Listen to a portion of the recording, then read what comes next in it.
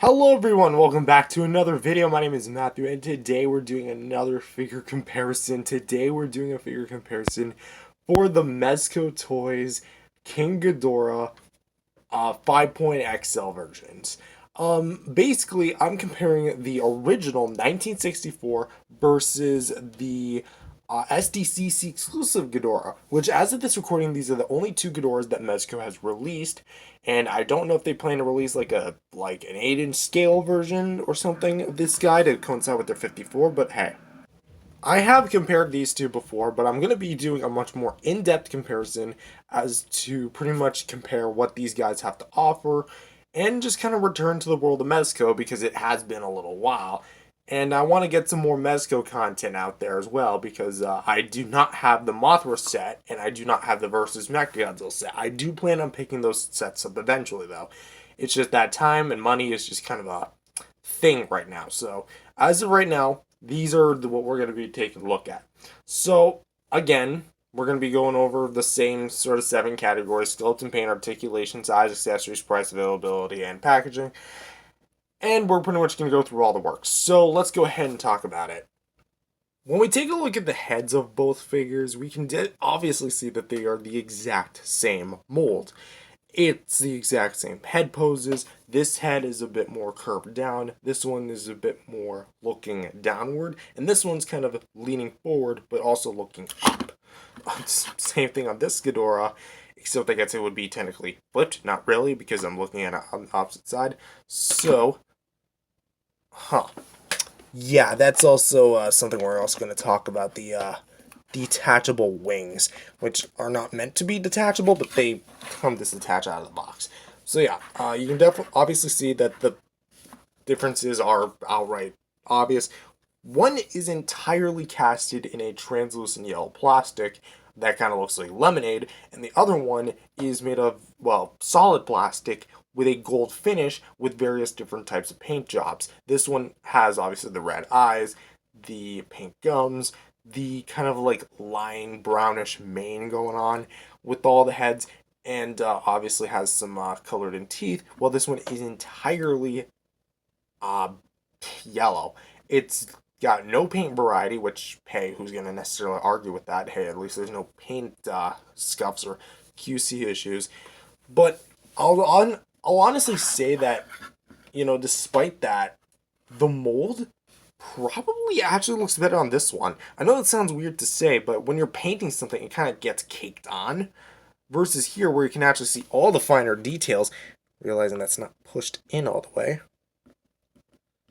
I'll just leave that there. And it actually kind of looks more better with, like, as far as, like, the overall details concerned. But, as you can just obviously see, like, the amount of, like, we'll just actually start with this Ghidorah. You can actually see in the wings, there's a bit of glitter kind of molted through. And it honestly just looks really good. The body kind of has the same effect, but not, like, to the extent that the wings do. And, of course, they are very pointy, as Ghidorah should be. Mine's got a bit of paint issues. For example, here, where the painters obviously got a little bit too lazy. And I'm guessing it dripped from here, because that's the closest part where it is. And also, back of the wings, they look pretty good, too. Mine's got a few nicks in it. I don't know if that's from me, or that was from outside of the box, or straight from the box. I'm gonna have to go looking back in my unboxing. But of course, the back of the back of the Ghidorah looks really good, and we got the 2 twin tails that are off to the sides, and they do also come disattached out of the box, I do believe, because I can't really remember off the top of my head.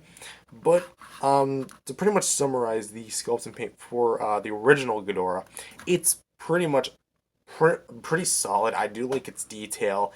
It's got quite a bit going on, and yeah, I think that it's obviously movie accurate.